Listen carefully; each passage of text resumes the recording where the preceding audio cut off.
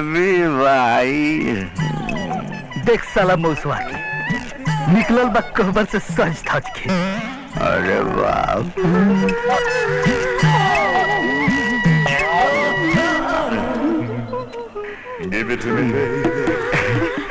जलेबी कहाँ जाते रू बड़ा सज धज के? Where are you going? रवानो कतहु मजाक करे लागी ना, कतहु केहू सुन ली ना तो फालतू बवाल हो जाई। इसे 2 बीघा में बाजरा बोले बनी चाप के। देखा तड़े देखले ही मौसवा के लवंडा 25 ना ये पप्पू आज तो इस साला के मजा चखाइए के रहा। चल ना वही में आज। रवो बड़ा बदमाश बानी। मानोगी तो कोई है। अच्छा बेटा। जलेबी भाई।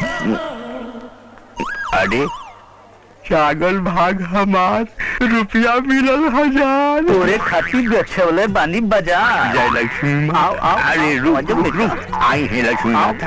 अरे कहाँ भागत नहीं है लक्ष्मी माता? 35 पैसा का लड्डू चढ़ाए।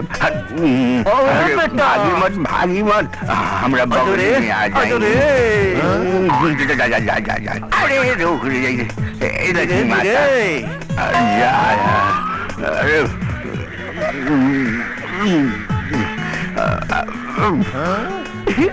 अरे हम धरती फाट के भीतर घुसाए।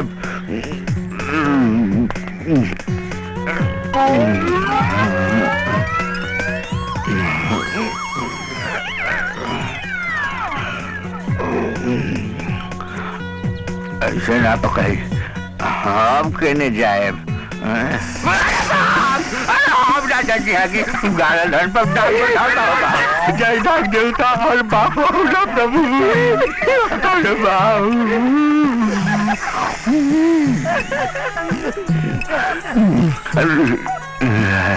अरे बुझाता हाथ लगते मुंह गले। जय भगवान। ए नकलिया लेकिन काम खो न काम हो रहा है साला रे। एक जना के देखे के सब गिरा करता नहीं। खेत बाजार रोड दुआर सब निर्वाह करवा दे बेटा। ओए देख। अरे तोरा नानी के अपन सास को साले हम सब चिल्ले बानी तू लोग के। गाड़ी तो करे गाँव में राज मुश्किल कर दे साले। रोक छाता भोग के मुआ दे साले।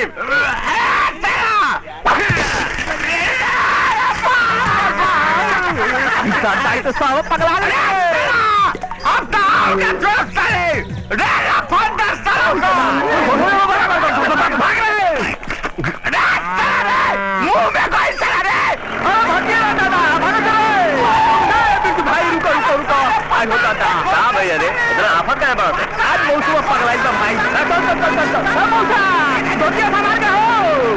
अच्छा भाई बिरजू भैया टाइम पे आ गई। अरे मर्दे तू लोग अपन काम करो लोग ना, बेमतलब के दिमाग मत लगाओ लोग। आज ना छोटा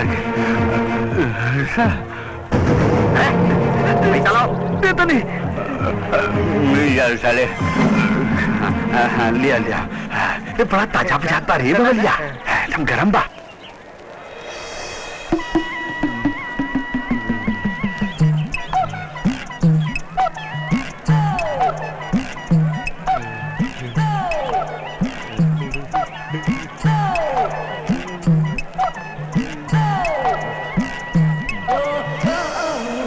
सारा का सारा इलाका हमार बना बुझले। हमरा जाके मंत्री बानी और ये खजांची लपेट के। इनका से पैसा जिन मंगिया बस किया है जा। पैसा मंगबा तो सरकार 6 इंची छोट कर दी है वो मुरझायल तलवार से। ये बात है कि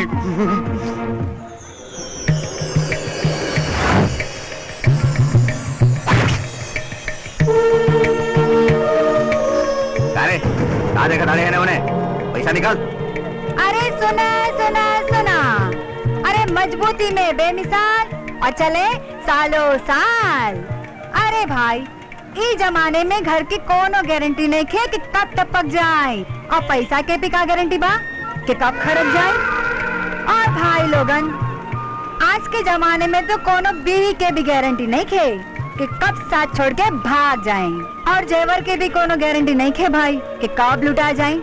पर हाँ, एक गो चीज की गारंटी बा, अगर वो जान से संभाल के रखब तो रावण सांस छूटी तो मैना के हाथ का बना।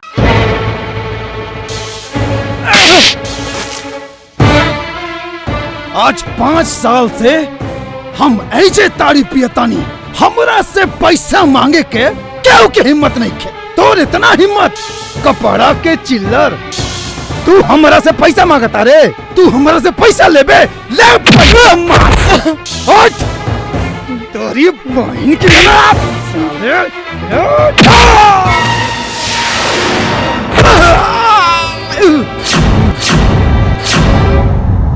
चौदह भैया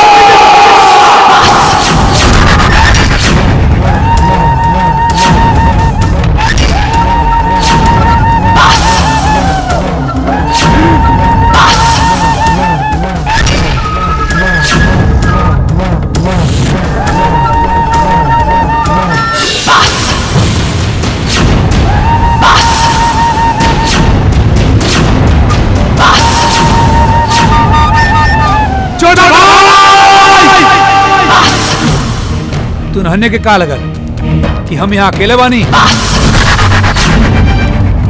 अरे हमरे संगे हमार भाई है।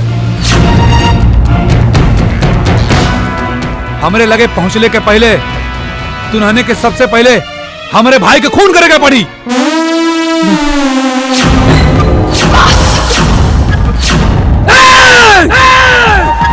मारा संसार के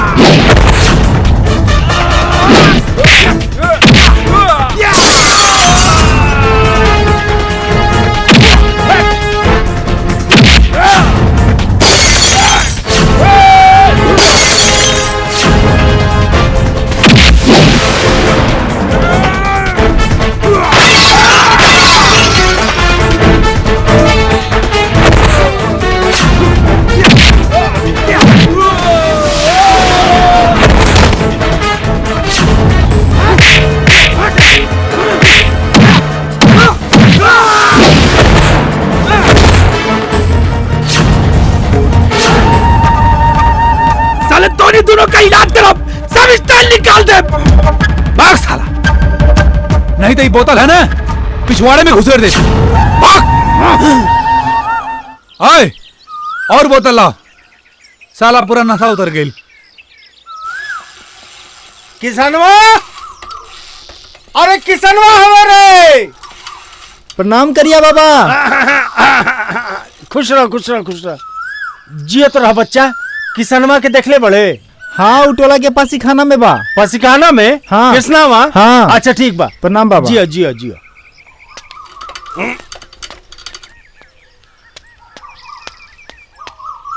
अरे किसनवा, अरे किसनवा, कौन इतना चिल्लाता हमारा नाम लेके? किसनवा बाबा बाबा बाबा प्रणाम। खुश रह। अरे आज छपे मल्ले के मूड हुआ का कि जोन साइकिल का अंडल यार का साहिल बा। ते कबो न सुधरबे। है रे, तारे के तो खोज रहल बानी इतना देर से। कौन अर्जेंट बा बाबा? अर्जेंट? अरे महा अर्जेंट महा। ऊ का ब्याह हुआ करबे बाबा? अगर यह साल हमार बिया ना भैल ना तो हम साला अपन सारा सामान डोनेट कर दे। अरे करोड़पति लड़की बिया डोनेट करे के जरूरत नहीं खे। करोड़पति बाबा ना छोड़ो बाबा। अरे उठ बाबा बाबा हमके रिश्ता एकदम पक्का। छोड़ ना रे। अरे बोला कब और कहाँ चले के बा? अरे उठ ना। अरे नहीं पहले बताओ करेबा कि ना अरे करेबा? उठ ना रे, कराइब रे, उठ। पक्का करेबा? अरे हाँ करा दे भाई। ठीक बा। उठ उठ। अब ऐसे ही देबे। अरे करोड़पति लड़की बिया तो करोड़पति लेखा दिखे के चाहिए नू। अरे अम्मन कौन बड़ी बात है बाबा। हाँ हमारा आलोक भैया कौन दिन काम आई है। अनूप भैया ये क्या बा? तू ना समझबा बाबा, तू ना समझबा। अच्छा हम ना समझे, हम ना समझे। बूढ़ बक बोले हाय ले। का निकालत है? हाय देख, बाप बेटी के फोटो बा, पता भी लिखल बा। तू निकाल हम देख ले। देख ले ले एकदम। अब पसंद आ जाए तो हमरा के बता दी बाबा। अब जिया जिया जिया ऐसे ही पी के उल्टल रहा मर्दा भाई।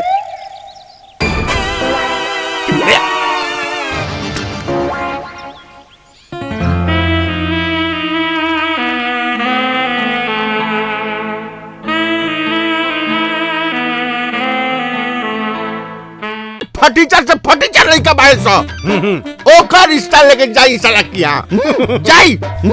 कल्याण भव महाराज, नौरंगी जी इसलिए हो जाए। इनकमिंग हाँ कमिंग, इनकमिंग। हाँ कमिंग कमिंग। चिंता काहे कर रहल बानी? हाँ? वैसा ही होई जैसन रहुआ कहले बानी।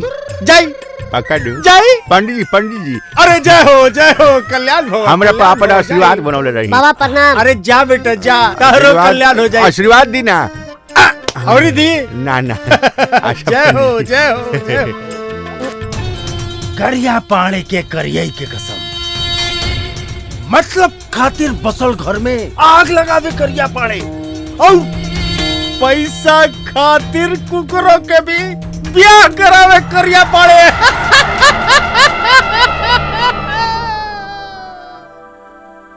त लइका 3 बेर में मैट्रिक पास कैले बा।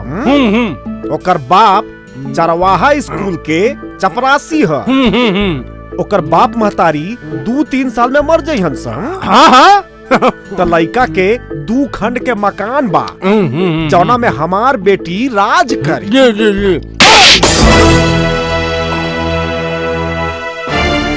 उठ उठ। 2 कौड़ी के खटिया पंडित ते का हमरा का भिखारी समझता रे?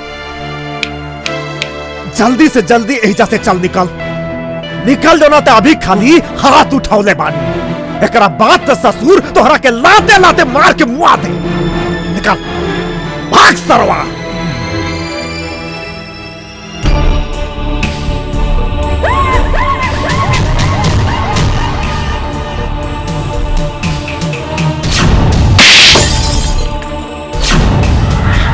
करिया पाड़े के करिए के कसम, तोरा थप्पड़ के जवाब ऐसा दे कि पूरा जिंदगी तारा के याद है। ऐसा घटिया लड़का से तारा बेटी के ब्याह कराए कि एकरा से पहले ना केहू के मिलल होई ना मिली।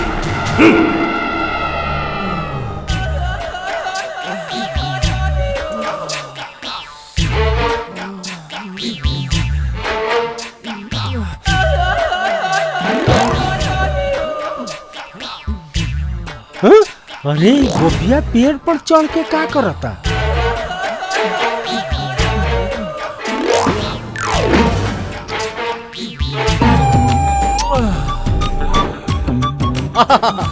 कैसन साधु लइका बा गोपी। अरे बेटा गोपी। बाबा करिए बाबा।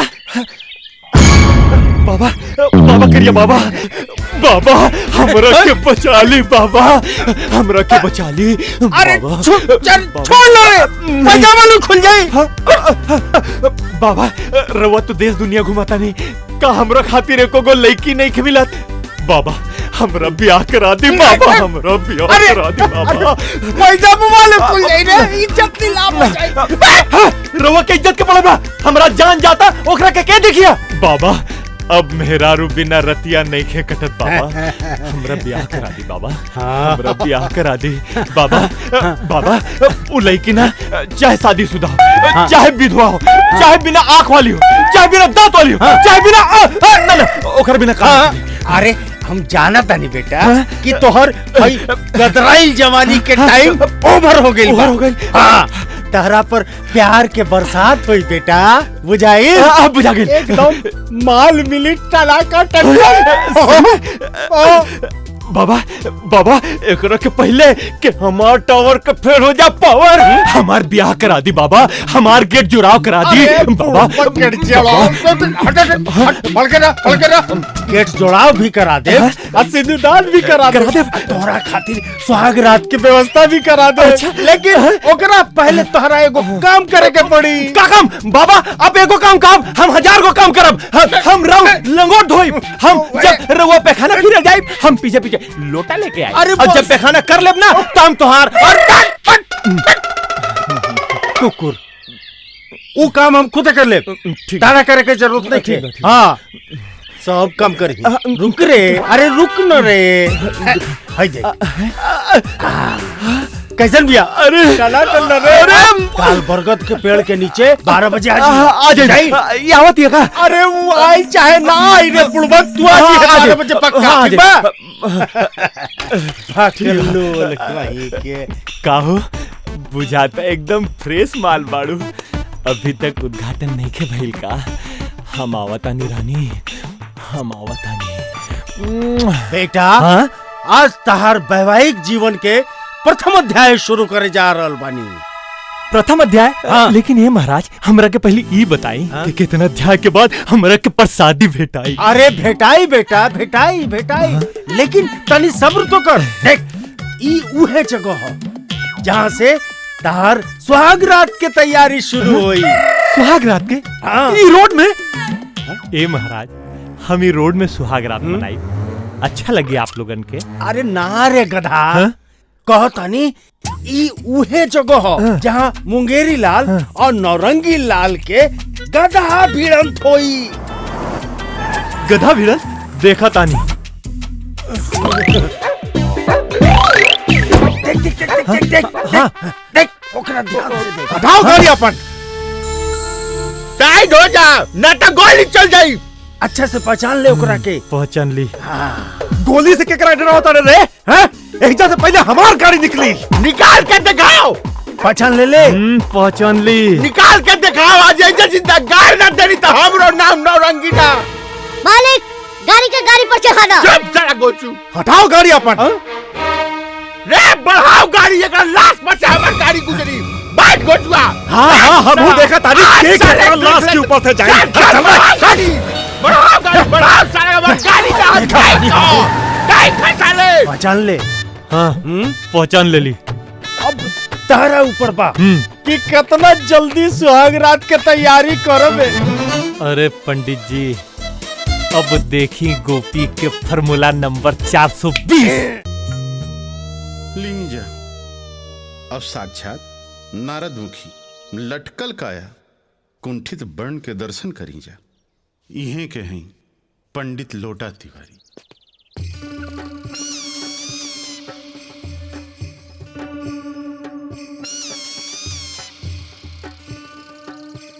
काहे लोता पहन बड़ा न के ऊपर के इंतजाम कर ली। अरे तोरा बोहिन के माथ बांधो रे, तू लोग सुधरेगा नहीं रे। अरे हम गांव के जीजा है, कोनो मंदिर के घंटा है रे, जो जिधर से आता है बजा के चल जाता है। अब ये सुने ले रह गेल आने में तने देरी की बाप रे बाप, कान का तारे लागलो। अरे हमरा बात तो सुनो भाई, ये है ऐना नहीं करो। ए गोलू आने रे, आने रे। अरे बाप ए चल ले तू एते की करे जा, मुंह चौसा कहीं गाने रे। हमरा बात नहीं सुन रहे हो? ए बाप, हे भगवान, हे भगवान, इस जन्म में तो जो किया सो ठीक है किया प्रभु, अगले जन्म से भोजपुर में शादी करना ठीक नहीं है भैया हो। करा भी दिया, तो पत्नी कर कसाई ने देना हो। किच किच भागलो अब हम के नीक न लागे छी। हे भगवान कते जाब हम आप दुगो बाल बच्चा छोड़ के। दिन भर कमा धमे कुछ ना खाली झूठ बोलना अब भजन कीर्तन करना कर अलावा कोनो काम ना। हम हाथ जोड़ बात करो। अरे बनिया हमरा कहा ले गया भैया। जीजा जी अरे बाप 50 कहाँ से आ गया रे भैया। जीजा जी हम 50 ना राउर सर सीता सटक राम। अरे तोरा बहन के मांग पर डंडा रगड़ो साला ताचिरा के हाथ फेल करवाएगा कारे। अरे सलाम हुआ सिउरा पर पड़ल कीड़ा की तरह उछलता है साला। ये को मजा वाला खबर लेके आयल बानी। बोल बोल तो आपन कान के दुकान एहन ले करी। हाँ बोल और खबर सुनी।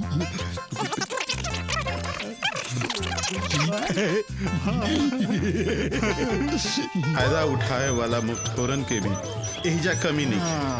अब भाई देखिए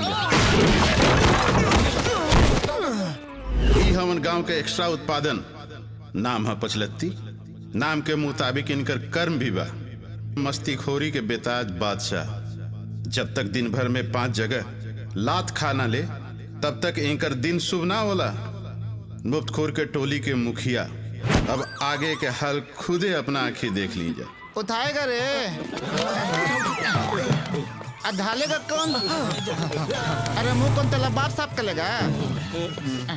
ले चलो उठा के ले चलो। प्रणाम मौसी। खुश रहा। सत्यानाश करके आ गईला। अरे तू लोगन तो हमार कुंडली में बैठले ही बड़ा। चलो जाओ बाहर। मौसी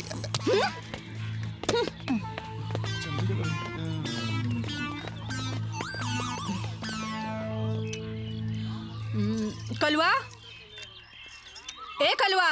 हाँ मौसी। ई गंगा और गौरी ना दिखत है रे। सवेरे नदी किनारे जा देखनी है।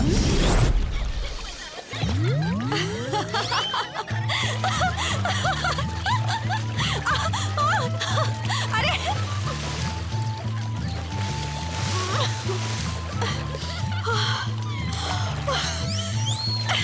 रुका।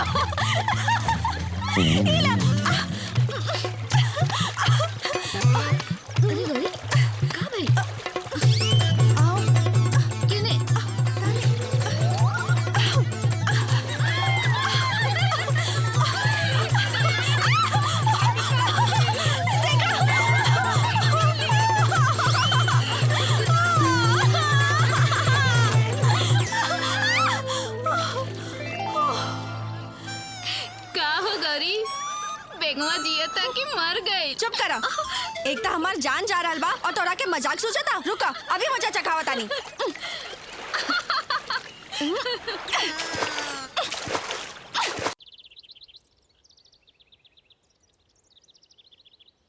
बस साइकिल में टक्कर 32 मर गए 1 घायल। करोड़पति श्याम नारायण। अरे बाप रे बाप। कारे बेंगवा काट दे ले। अब हमरा बर्दाश्त नहीं हो रहा है रे बाबू। यहाँ सब बुतरू लोग का अपहरण कर लेता है रे बाप। माँ बाप से अलग कर देता है। अरे देखो रे हमरा गुरुजी गांधी जी का सपना तोड़ दिया रे बाप रे बाप। आई हो राम ये लोग हमार खटिवा तोड़िया का। अरे देखो जगना क्या हो राम ये लोग हमार खटिवा तोड़ देला। अरे थोड़ा मौसी हाथ पकड़ी नहीं।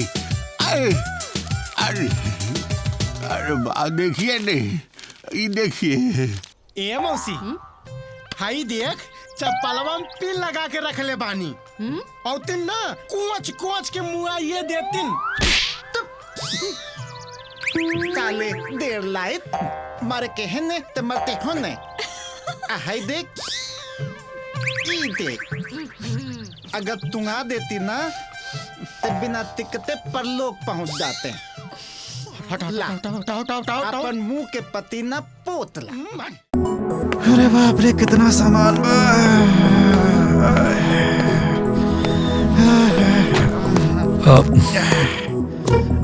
जी भाई का नाम बतौले हते अपन? हमार नाम चिरागना बा, चिरागना। चिरागना? हाँ। ई कैसे नाम बा रे? हमार नाम तो बहुत बड़ा रहा, ओके शॉर्टकट में चिरागना कर देनी। ई शॉर्टकट हो तो हाँ। लंबा का बा बता। अबे बताई। चुप। अच्छा ये बताओ आकाश का न लेवे लिया? अरे मालिक आपके आवे के खुशी में अब बुखार आ गई। ई का कहता है? बुखार कैसे हो गई? वो है खुशी, कभी खुशी कभी गम। गाड़ी में एसी ठीक बा ना? अरे साहब वो चालू कैल वो भूला गई नहीं है। भूला गेले? हाँ हाँ हाँ। गाड़ी चलावे ले ना? वो कहा कि हम आकाश साहब के साथ कभी कभी ऑफिस जाइला। तो ये गाड़ी के चलावेला? प्रेम चलावेलन और हम बावर्ची हैं। तो प्रेम कहाँ मिलता है?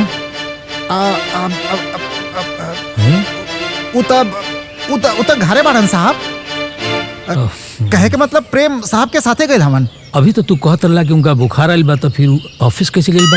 हाँ हमार कहे के मतलब बस साहब के बुखार बा तो साहब के देखभाल खातिर घरे बाड़न। आकाश के बुखार आइल बा, घरे बाड़े, तो प्रेम कहाँ गइल बा? अरे साहब वो का बाकी प्रेम घर पे बाड़न, उनके साथे बाड़न साहब के देखभाल करे खातिर। अच्छा ते गाड़ी लेके चल। का कहत रे? आज तो फांसी गए रहनी।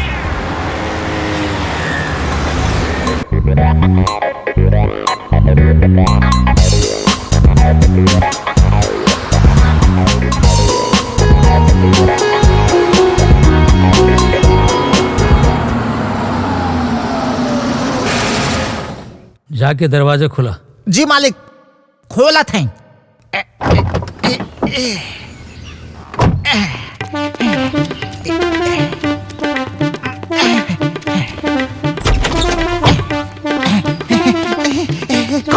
खोल देनी दरवाजा खोल देनी।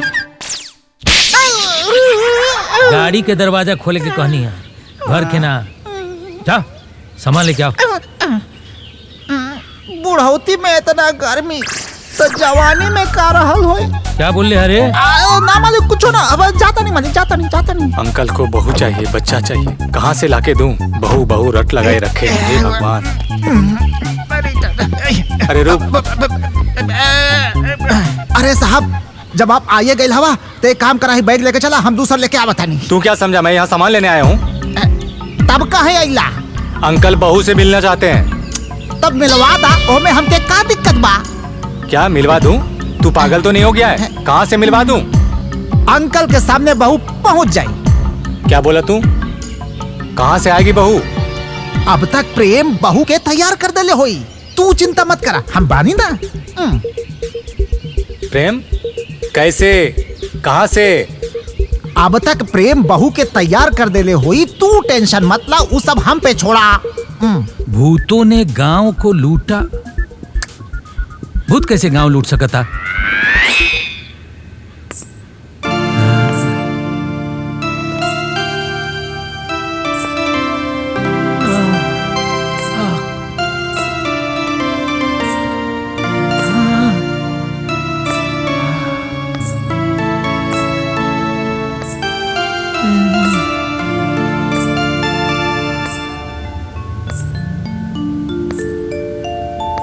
पाँव पड़ता नहीं। खुश रह बहू।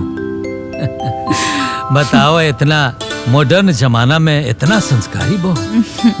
अरे भाई लेकिन हम तो अपना बहू के देखे के चाहता नहीं ना। अच्छा अरे हम तो भुलाइए गए रहनी है कि हमरा की हम मुँह देखाई के एगो रस्म होला।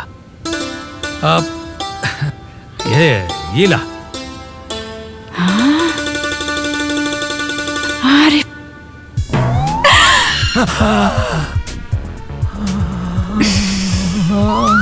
अरे इनके क्या हो गई? आकाश, तू सामान लेके आ, मैं अंदर देखता हूँ। आवा देखा। क्या हुआ इनको? अरे हमारे इतना बढ़िया शकल देख के बेहोश हो गई ना। तो लुगाई बन के आए लाली इनके सामने। अंकल जी पानी ला जल्दी। अंकल क्या हुआ आपको? क्या मुसीबत पड़ गई? अंकल क्या हुआ आपको?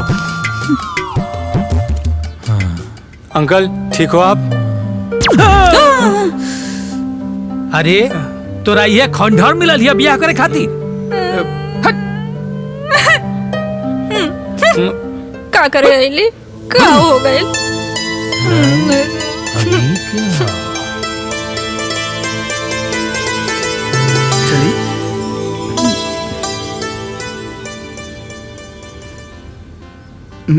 जी प्रणाम। अभी के हो? सजनी। सजनी? हाँ, राउर आपन बहू सजनी। सजनी? राउर बहू रानी। तई के रहल हा? मानसी की आंटी। अभी मानसी के हो? राउर बहू रानी। अभी तई सजनी कहत रहल हा? अंकल असल में हमार नाम मानसी है और आकाश जी हमके प्यार से सजनी कहले। हैं? अच्छा, एकर नाम मानसी हो? हाँ अंकल। तो ही काहे नाम लेत रहला? अरे भाई रे, बदतमीज कहीं के अपन मालकिन के नाम लेवल जाला। अरे हम का कहनी है? चुप रह, बेसी होशियार मत बना। खुश रह खुश रह। बेटा तहार आंटी एंगा काहे कोइली हा? मजाक करेली। वो समधिन है, आ समधिन के मजाक करे के हक होला। तो बुलाओ फिर हमरो मजाक करे के मन करत। अरे अंकल जी आप फ्रेश हो जाइए, हम आप खातिर गर्मा गर्म खाना परोसतानी। अरे बेटा घर के स्वाद तो हम भुलाइए गरनी। अब हम आ गइल बानी ना, तो हम ना भुलाए देव। अच्छा अच्छा।